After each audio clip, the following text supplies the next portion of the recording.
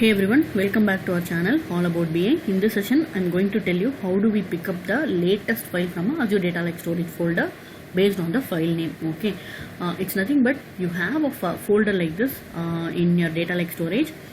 Many files are there with the date part in it. Okay, but all the date parts are of format YYYYMMDD. So our requirement is from these files pick up the latest file based on the file name. In our case, it's going to be 2025 1212. Okay, because these are all older files and 2025 1212 is the latest file. So like that we have to pick up the latest file from the folder and we have to copy that file to a different folder or a container. Okay, this is what I'm going to tell you how to do it today using Azure Functions. Okay, so it will be pretty simple. We are just going to use bubble sort technology or technique in an Azure function to make it work. Okay, I'll tell you what and all we require for that. Alright, so coming back to the data factory. So this is the design of the package, pipeline. So in that pipeline we will be using two variables. One is of type array, one is of type string. Okay, I'll tell you where to use what. Initially, the first step is to get the file names from a folder. Okay, so this data set is pointing to the folder where I have my file name. All the files kept. Okay, so I'm just pointing to the child item. So it will be giving me all the file names. I'm feeding the file names to a for each loop, and inside the for each loop, I'm concatenating all the files to an append using append variable. So using append variable and appending to the array variable, what I'm appending is name of the file. Every time the for each loop loops through a file, it will be taking the name of the file. So I'm just keeping on appending to a array variable. At the end of the loop, all the file names will be stored in an array.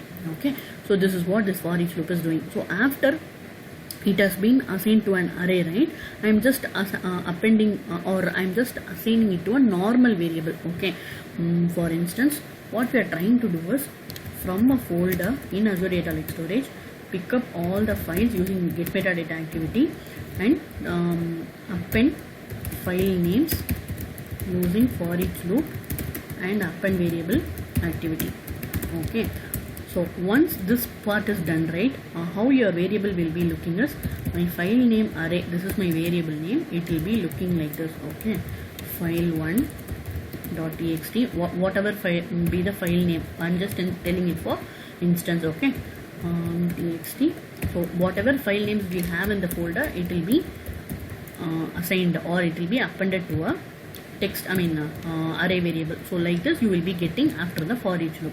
Since handling array is somewhat trickier, right, what I'm doing in the next step is convert the array to a string. Okay, using join function. Okay, so if I pass the array name into a join function and mention based on which delimiter I have to join the values. Okay, so if I mention like this, what I will be getting is I will be getting all the values in the array separated by comma, file2.txt comma file3.txt. okay, and it will be assigned to a string variable. So handling string variable is pretty much easier than array. So what I am doing, take an array variable and then join it, you send it to a join function and pass the delimiter as comma, so that the values in this array will be separated by comma and will be assigned to a string variable. Okay, so this is step number 3. So next to this, right, we will be passing the string variable, which is my variable, to an Azure function. So this Azure function will be sorting. Okay, basically it will sort my file names that has come in the string variable, sort the variable names or sort the file names and give out the maximum or the recent file name. So output from the function will be the recent file name. Okay, so this file name will be used in the copy activity for copying the file from one folder to another. This is the complete flow. Okay, so coming back to the data factory, I'll show you the settings of all the activities. So till this you should be good. What I'm doing here is I'm just splitting or I'm just taking out the values from the array and joining using comma delimiter and assign it to file names variable.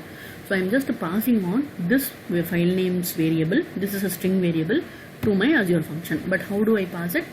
Azure function will require a couple of settings to be done. Okay, the first thing is we will need a linked service. Okay, so if you look at the link service, it's pretty simple. It will ask you a function app URL, it will ask you function key. So these can be found after we create a function. Okay, I'll show you. In earlier video also where we discussed about function app, I have already told, but today also I'll show you. Okay, we just need these two things from the link service point of view. And then after you have created a link service, you provide the function name that has to be called. Okay, this is my function name, right? And I have to pass the variable name, right, wherein we have appended the file names.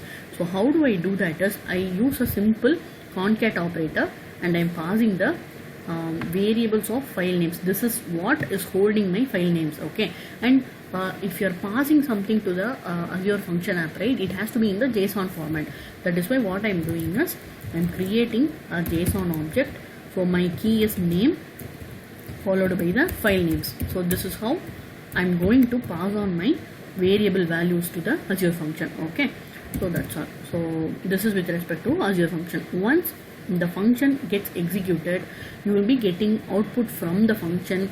Output is nothing but the file name which has the latest timestamp or latest date part. Okay, so that is being fed to the copy activity for picking up the latest file and copying it to the different destination or sync. Okay, alright, I'll now show you how my function looks like. So it just uses simple .NET code for sorting my string variable or string values using bubble sort technique. Okay, if you want to open the function name, you can click on this, but it will be opening in the older format of the function app. Okay, so they will be having a link for us to go to the latest version of it, so we can click that and move ahead. Alright, this is how the older UI of the function app looks like. So they will be having a link. Click here to go to the new Azure Functions Management experience. So once you click that, right, it will take you to the latest UI of the function app. Once you go inside that, you will have something called overview. In the overview, you will find the URL to be used in the link service that I already showed you. Okay, while creating the link service, it will ask for an URL as well as a key. Okay, so URL can be found here and keys. Once you click on the functions, right, it will be listing all the function names, and inside that function you will be having function keys. So if you click on that, you will be able to copy the value present in the function key and copy that and paste it to the link service. That's all you require. Okay, alright, coming back to the code. So if you click on code plus test, right, in the browser window itself we can write some .NET code. If you are already well versed with .NET, you will not find much difficulty in using the functions, classes and all. But if you have not got any experience, then it's better to use Visual Studio. Okay, we can do similar development in a Visual Studio also. There you will be having more IntelliSense support and other stuff. Okay, so for those who already have some experience in C# and Visual Studio, then it will be a little bit easier for them. Okay, alright, so this is my function that I have written. Okay, so what I'm basically doing is I'm passing the file names in a variable called name. So name is the attribute, I'm passing it to the function.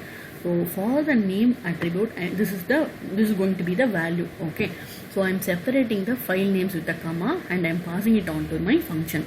So what my function is doing is, it's doing simple things only. It's first separating my name attribute based on comma. Okay, so if you have all the file names separated by comma, what it is doing is it is splitting the names and putting it into an array. Okay, string array. So what I'm doing is, after this step I will be having an array of file names. Okay, and then I'm using the bubble sort technique to sort my file names. Okay, so every file will have a date part. Okay, how I am taking the date part is, from the file name I am taking the substring. Okay, the substring is what is going to give me the date part which is present in my file name. Using the date part only we are going to do the sorting on that. Okay, so using this these lines, what I am doing is I am taking the date part and comparing both of them. Okay, I am taking two file names. From the two file names, take the date part alone and compare the date part. Okay, and after you compare, we are going to only maintain the latest or the greatest value in the loop forever. Okay, so we are going to lose the minimum part of it. We are going to swap the minimum value and maximum value here. So here what I'm doing is I'm just doing a simple swap. Okay, so this logic is nothing but the bubble sort logic that I already mentioned. Okay, if you want more about this, you please Google, you will find lots and lots of resources about it. Okay, basically what I'm doing, I'm passing a string variable to my function under name attribute, and it is being split by comma, and it is stored in an array variable. And after it is stored in array, I'm going to loop through the array one by one by taking the file names and the date part present in it. Once I have the date part present in it, I'm going to compare the date parts of two different files and decide which file is having a higher or latest date. Okay, once I have found the latest date, I'm going to pass it back to my Azure Data Factory. For passing it to Azure Data Factory, you have to convert your file name or whatever value you have in hand, right? Basically in our case file name, I'm going to convert it into a JSON object. Okay, so for that only I'm declaring a JSON object J1, and I'm just passing the value in an output attribute. So this is my JSON key, you can say. So I'm passing the file name, which is my latest file name, which is stored in the last element of my array, because what I'm doing is I'm just doing the sorting of an array. So after I have sorted, I will get the maximum file name in the last position of my array. So that is why I'm passing file name of file name array dot length minus 1. So it will be having the latest file. So I'll be assigning that value to the output key, and I'm passing it on to the Azure Data Factory back. Okay, so if you look at the return type, right, it's going to be J object. Okay, so if you are not mentioning it as J object, you will get an error from Azure Data Factory saying the function doesn't return a J object or valid J object value. Okay, that's what it's going to tell. So this is what I have used to find the latest or latest file name. Okay, so if you look at this function, right, all these are pre-populated. I haven't done anything in this part. Okay, when you create a function app itself, this will be created. What I have done is I have just changed the return type. I have just written the logic to sort my file names. Okay, and then convert the output whatever I have into a J object and return it. So this is what I have done. So I'll just run so in our container, if you look at, right, we are expecting 20, 25, 12, 12 to be the output. So I have already run this pipeline once with the same set of values. So from my Azure function, okay, this is the value that is passed on to the function. Under name key, I am passing all the file names one by one. Okay, I'll maximize it a little bit. So if you look here, right, these are the file names present in my data lake storage, and I'm passing it in the name key. Okay, so this is being passed as input to the Azure function. If you look at the output of the Azure function, under output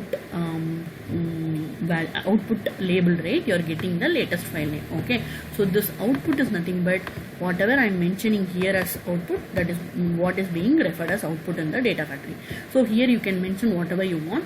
So to be precise, right, we can mention latest file name also. Okay, so this is up to us.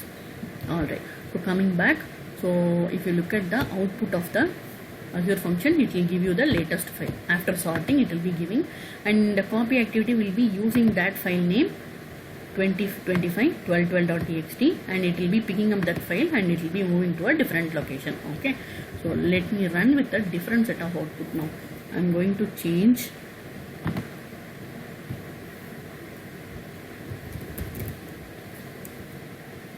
underscore 2026 331.txt. The file for the name of the file should be consistent across all the files. So we should be having one underscore, and next to the underscore you should have a date part, and next to that you will have .txt, .csv or whatever be it. Okay, so I'm just renaming one file. I'm just going to run my pipeline with the same set of inputs. So we have to expect this 2026 file to be moved to a different location. So let me run this pipeline.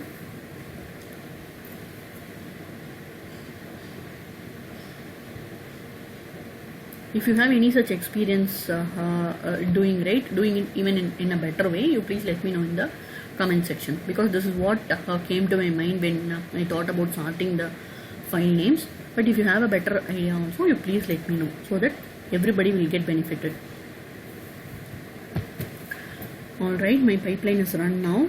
So let's check the output now. So what Azure function has given me? 2026-03-31. Alright, so what copy activity has done? We'll check. So it has to pick the 2026 file from my source folder to source folder is 2021 test under test 2026-03-31. It has to copy the same file to latest folder. So I have created a latest folder. Inside it should have moved. So it has already copied. So this is how we pick up the file based on the date part present in the file names. Okay. If you have any questions or suggestions, please let me know in the comment section. Thanks a lot for watching. Keep supporting.